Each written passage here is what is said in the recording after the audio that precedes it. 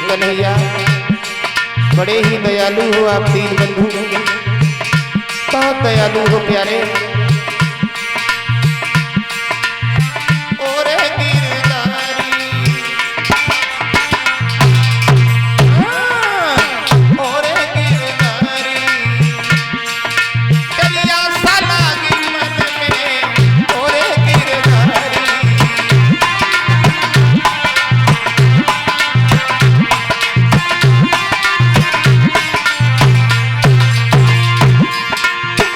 प्यारे भक्तों,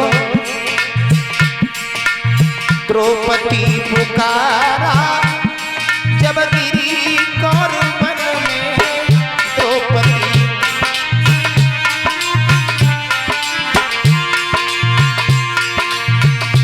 तुमने करी ना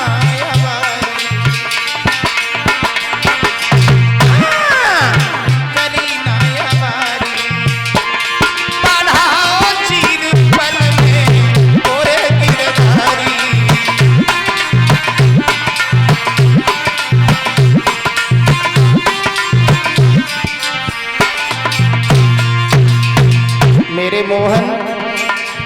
चिट्ठी जब आई तब घबराए नरसी,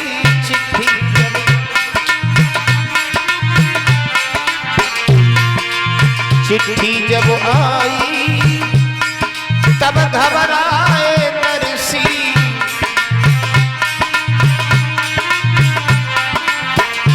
लला करी ना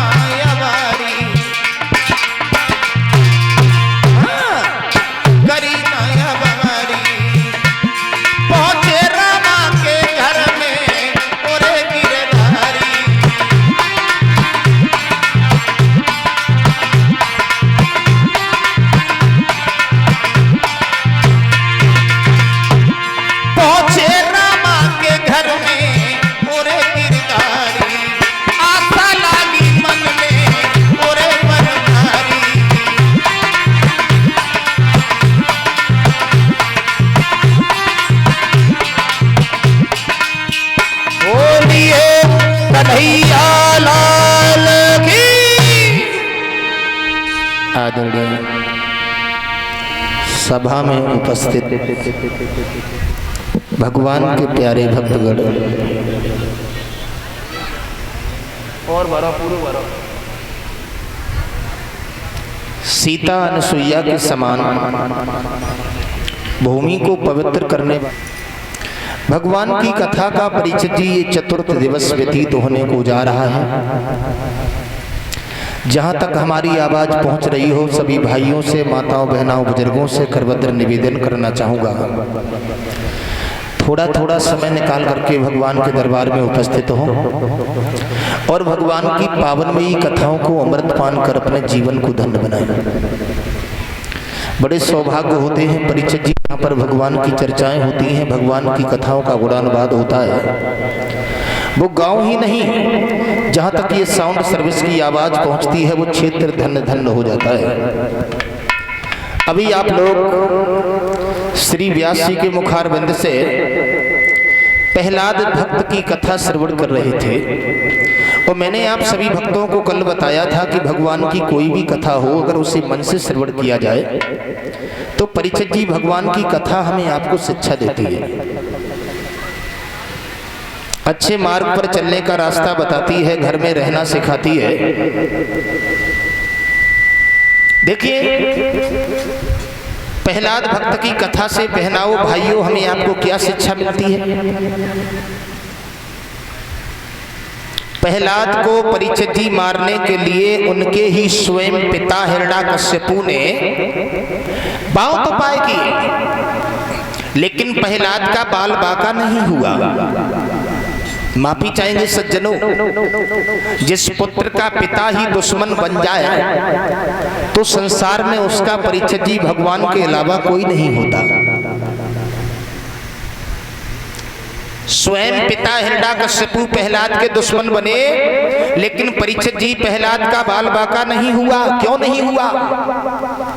क्योंकि प्रहलाद ने अपने शरीर के ऊपर भगवान श्री हरि का नाम अंकित कर लिया था परीक्षित जी, अगर भगवान की जरा सी नजर हमारे आपके ऊपर हो जाए ना तो जिंदगी बदल जाती है। जाको राखे साइया मार सके न कोई, और बाल न बांका कर सके चाहे जग बेरी होए। परीक्षित जी, भगवान की जरा सी नजर हमारे आपके ऊपर हो जाए तो हमारा आपका दुनिया वाले कुछ बिगाड़ नहीं सकते। एक पपीहा जग में ऐसो भयो बिन बरसे बूंद पिए कबहू ना, हारिल भूमि त्याग दई धरती पे कदम धरे कबहू ना। और जब ऊपर वालों दया करे तो नीचे वालों करे कछु ना। ऊपर वाले की अगर दया हो जाए ना तो जिंदगी बदल जाती है परीक्षित जी। दूसरी बात, आपको एक बात और बताएं, हिरण्यकशिपु भगवान नारायण को शत्रु बनाए बैठा था। जरा विचार करें, बड़ी सोचने की बात है। हिरण्यकशिपु भगवान को शत्रु बनाए बैठा था, भगवान से बदला लेना चाहता था। किसका? अपने भैया का, क्योंकि हिरण्याक्ष का वध भगवान ने शूकर बन के कर दिया था। अब विचार करने की बात यह है कि हम आपसे अच्छा तो एक राक्षस है जो भैया का बदला भगवान नारायण से लेना चाहता। वैसे माफी चाहेंगे, एक विद्वान तो ये कह रहा है कि भैया जैसा प्यार नहीं, भैया जैसा प्यार नहीं गर तकरार ना हो तो, और मैया जैसी ममता नहीं गर रार ना हो तो, चोरी जैसा धंधा नहीं गर मार ना हो तो, और जुए जैसा खेल नहीं गर हार ना हो, खीर जैसा भोजन नहीं बीमार ना हो तो, और पत्नी जैसा प्यार नहीं कर बदनार ना हो तो। भाई भाई में बड़ा पवित्र प्यार होता था, लेकिन परीक्षित जी वो आज नहीं है। शेर की झपट देखी ना हो तो देख ले बिलाई को, और दुश्मन अगर आपने देखा ना हो तो देख ले आज के सगे भाई को। सबसे बड़ा अगर कोई दुश्मन बना बैठा है सज्जनों तो भैया भैया का दुश्मन बना बैठा है। आजकल अगर कोर्ट में मुकदमा चेक कराए जाएं तो परीक्षित जी 90% मुकदमा भैया भैया के ऊपर निकलेंगे, क्योंकि भाई भाई को देखना नहीं चाहता, भाई भाई की बात नहीं सुनना चाहता, भाई भाई के पास नहीं बैठना चाहता। भाइयों भाइयों के विचारों में बड़ा परिवर्तन होता चला जा रहा है।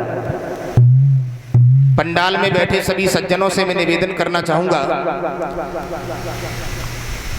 भगवान की कथा कोई मनोरंजन का साधन नहीं है। भगवान की कथा अगर मन से श्रवण की जाए तो परीक्षित जी घर में सुख शांति प्राप्त होती है। भगवान की कथा हमें आपको जीना सिखाती है, प्रेम बढ़ाती है। कभी भाइयों भाइयों से जुदा नहीं होना, कभी भाइयों भाइयों को अलग नहीं करना, कभी भाइयों भाइयों से नफरत नहीं करना। क्योंकि परीक्षित जी एक भाई भाई होता है, भाई का दर्द क्या होता है ये तो भाई जानता है। एक वृक्ष की दो डालियां हैं, ये जब दोनों डालियां टूट जाती हैं, अलग अलग बिखर जाती हैं सज्जनों, तो वो घर टूटने में देर नहीं लगती। और याद रखना, आपस में अगर भाइयों भाइयों में कभी झगड़ा हो तो पड़ोसियों से कभी सलाह नहीं लेना।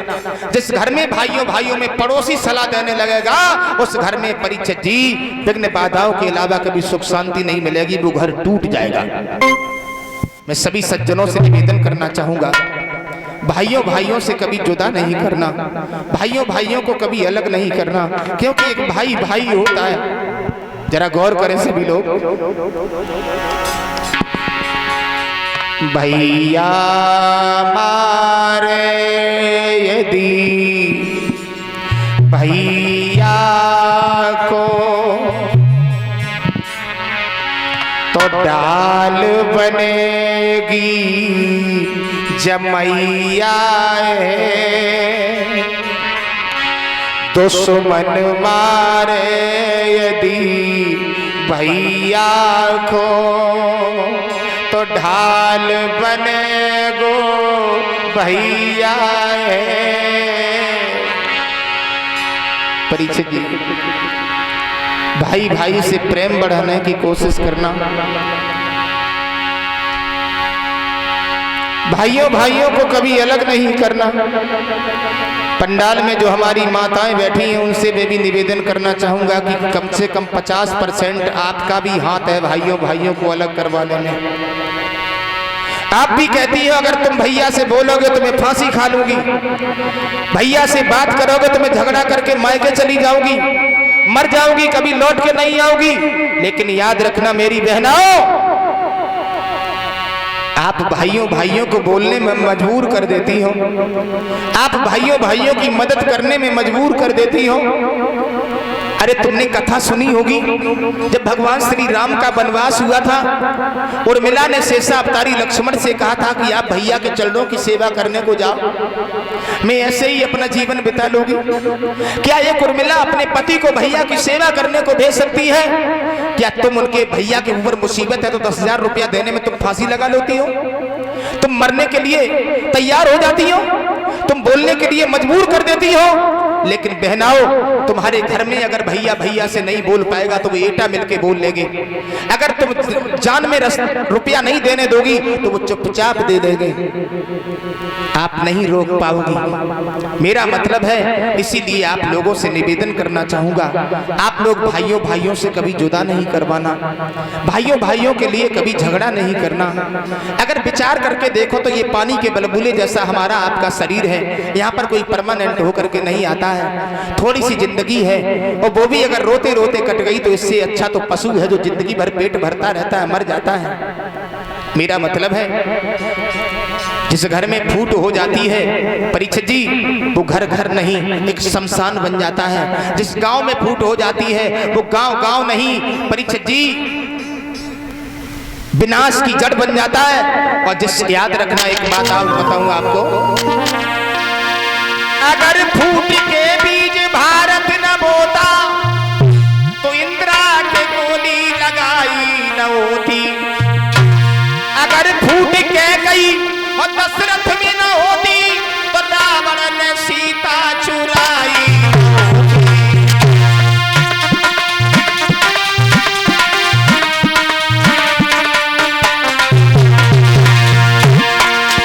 मेरे भैया जरा गौर करें, फूट इंसान को कहां से कहां पहुंचा देती है, कहां से कहां चली जाती है ये फूट।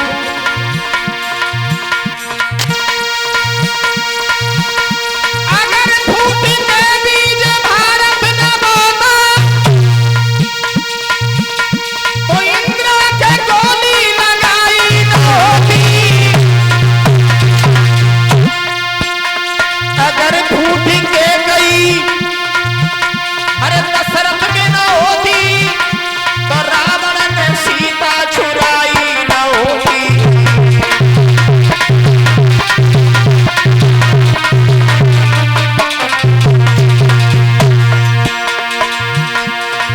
जरा गौर करें सभी लोग, रावण भगवान श्री राम से कुलमा में भी बड़ा था, विद्वंता में भी बड़ा था, परिवार में भी बड़ा था, नाम में भी बड़ा था, लेकिन पराजित क्यों हुआ? जरा गौर करें।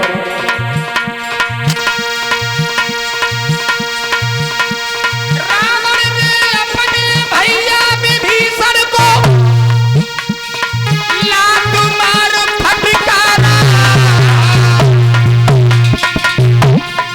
मिलेगा वो जायबू रामा दल में गयो दसान मारा। कैसी पड़ी आई फूट अब तो प्रेम बना दो। कैसी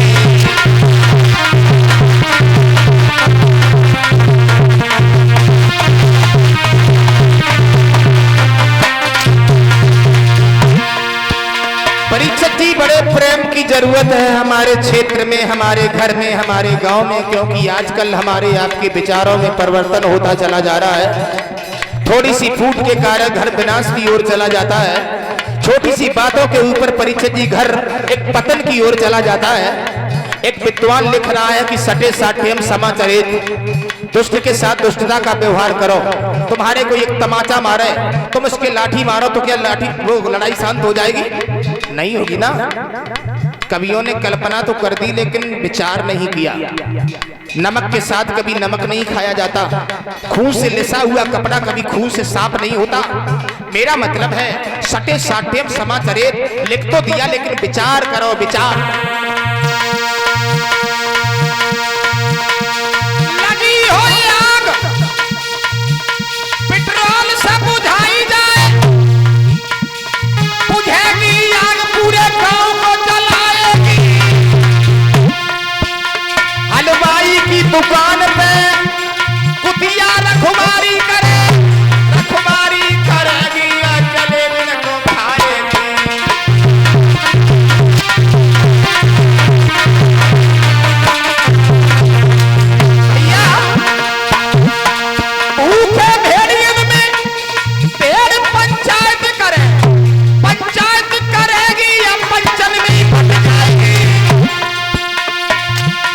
ये फूट मेरे भारत कुआं से रही सुमित ही लोगों मेरे यहाँ काम आए।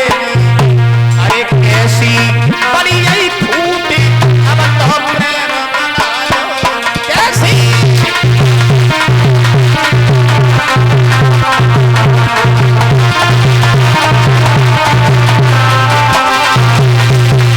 मेरे भैया कब कब निमिया करुई लागे कब कब लगे तो शीतल कब कब भैया तेरी लागे कब कब लगती है दूसरी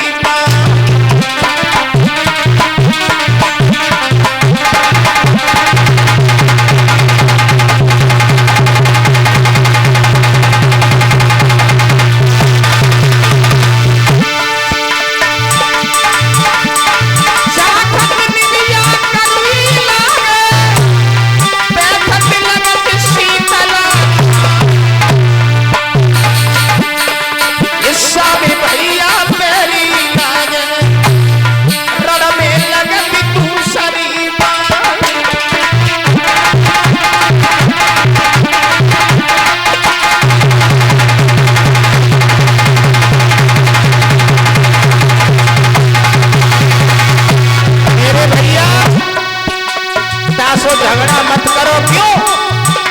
अरे काउदिन माटी में मिल जावेगी जा सोने की हवेली का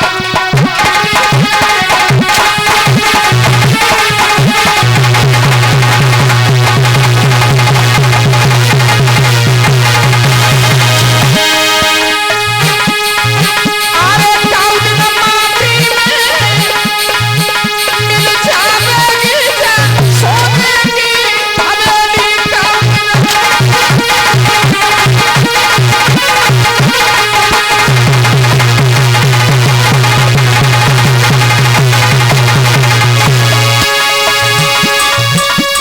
सोने की हवेली नौला जाया जाया काउदिन चोमा छेड़ी कह देगी सोने की हवेली का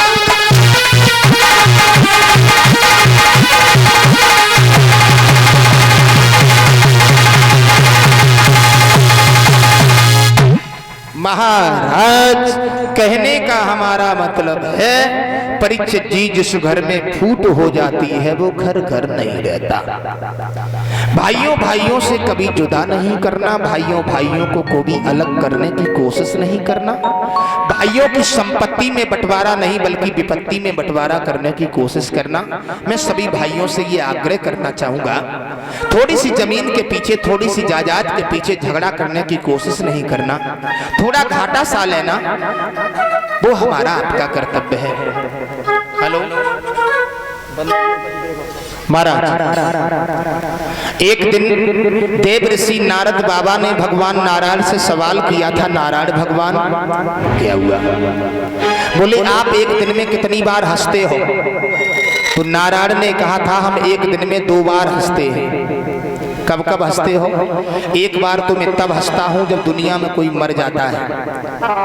तो नारायण भगवान ने कहा दुनिया में कोई मर जाता है तो हमें बहुत बड़ी हंसी आती है। दूसरी बार कब हंसते हो? बोले दूसरी बार तब हंसते हैं जब पृथ्वी मैया हंसा करती है। आप लोगों ने सोचा होगा पृथ्वी माँ भी हंसा करती है। बोले हाँ पृथ्वी माँ हंसती है। एक खेत की मेड़ पर जब 2 भाई खड़े हैं, एक कहता है ये जगह मेरी है, दूसरा कहता तेरी नहीं मेरी है। वो कहता है तुझे हम जिंदा नहीं छोड़ेंगे, वो कहता है हम तुझे जिंदा नहीं छोड़ेंगे।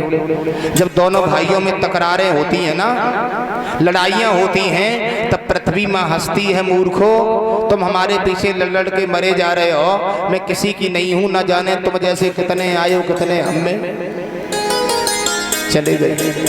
तुम कहते हो कि मेरी है, तुम कहते हो ये मेरी है, मैं किसी की नहीं हूँ। तुम थे तब भी मैं थी, तुम्हारे पिता थे तब भी मैं थी, तुम्हारे पिता के पिता थे तब भी मैं थी, पिता के पिता थे तब भी मैं थी। और तुम हमारे पीछे लड़ के मरे जा रहे हो। मैं तुमसे कह रही हूं, ना जाने तुम जैसे कितने आए और कितने चले गए, और ये सत्य है कितने चले गए कोई पता नहीं। चले गए नंबरदार, रुक ना पाए ठेकेदार। हाँ? बड़ी बड़ी रियासत के जमींदार चले गए।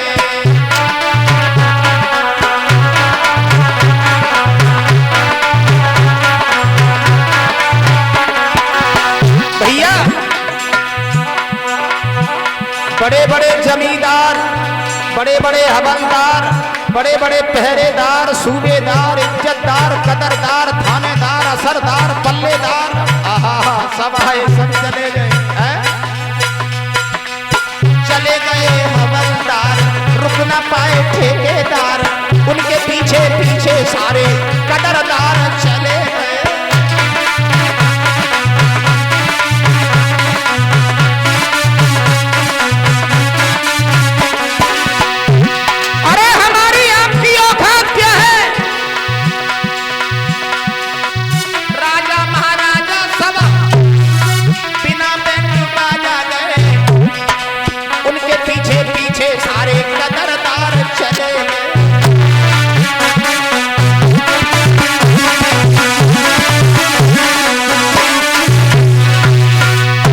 प्यारे भक्तों,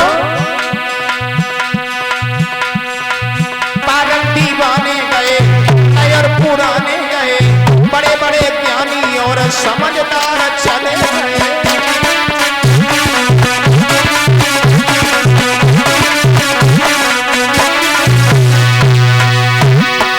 दुखी और सुखी गए, छोड़े हरी खुशी गए, बड़े बड़े हेतु और नातेदार चले गए।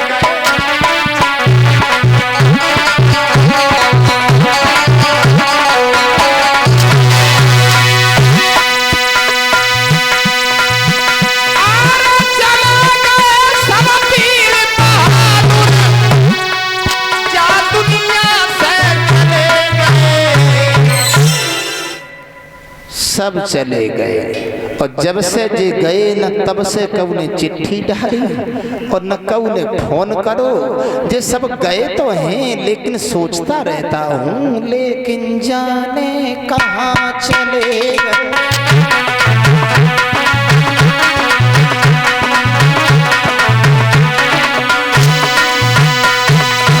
जो आया परीक्षित जी वो चला गया, और रुकने के लिए आता ही कौन है।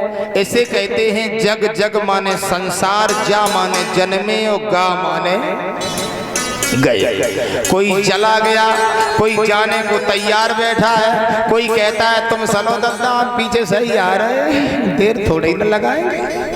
हाँ, सब लोग जा रहे हैं, और जब जानो ही जानो है तो बैठे मरे उकाए जा, तो जानो तो यही भैया है क्या हमारा तुम्हारा या। बस प्रेम से जिंदगी को यापन करना, दुख में कटे या सुख में बसर हो, जीना तो हर हाल में होगा। प्रेम से जीवन को काटना यही हमारा आपका कर्तव्य है। अभी आप लोग श्री व्यास जी के मुखारबिंद से सुन रहे थे प्रहलाद भक्त की कथा। देखिए, इन्हीं परीक्षित जी हिरण्याकश्यपु के पुत्र हुए प्रहलाद, और प्रहलाद के पुत्र हुए पहरोचन, और पहरोचन के पुत्र हुए बलि। ये वही बलि हैं परीक्षित जी जिन बलि के दरवाजे पर हमारे भगवान नारायण स्वयं 52 अंगुल का स्वरूप लेकर के बलि के दरवाजे पर पहुंचे थे। 3 कदम में तीनों लोगों को नापा था। एक पैर इनका स्वर्ग में पहुंचा था, ब्रह्मा जी ने पैर के अंगूठे को धुल करके कमंडल में कर दिया था, जिससे ये गंगा जी बनी। अब परीक्षित जी उठ करके खड़े हो गए, बोले ये कथा हमें बड़े विस्तार से श्रवण कराओ कि 52 भगवान का रूप धारण करके बलि के दरवाजे पर भगवान क्यों पहुंचे, कारण क्या था। तो सुखदेव जी समझाने लगे राजन परीक्षित। एक बार बलि जो है परीक्षित जी 99 अश्वमेध यज्ञ पूर्ण कर चुका था। ये दान करने में, धर्म करने में बहुत आगे था। 100वें यज्ञ की तैयारियां कर रहा था, और और जैसे ही सोमा यज्ञ उसने पूर्ण करना चाहा, वैसे ही इंद्र का इंद्रासन जो है वो हिलने लगा। बोले अब तो कुर्सी गई। तो कुर्सी का चक्कर तो पहले से ही चला आ रहा है। पहले भी देवताओं में कुर्सी के चक्कर में झगड़ा हुआ करता था, और आज के देवताओं में भी कुर्सी के चक्कर में झगड़ा हो रहा है। इंद्र ने सोचा अगर बलि का सोमा यज्ञ पूर्ण हो गया तो हमारे इंद्रासन को छीन लेगा। इसकी तपस्या हम पूर्ण नहीं होने देंगे, इसका यज्ञ पूर्ण नहीं होने देंगे। और ये जलन की भावना भी परीक्षित जी पहले से ही चली आई है। पहले भी कोई देवता यज्ञ किया करता था तो दूसरा देवता उसके पीछे पड़ जाता था। आज भी किसी ने मेहनत मजदूरी करके 2 पैसा इकट्ठे कर लिए तो पड़ोसी जरा मारा जा रहा है। कोई अच्छा काम कर रहा है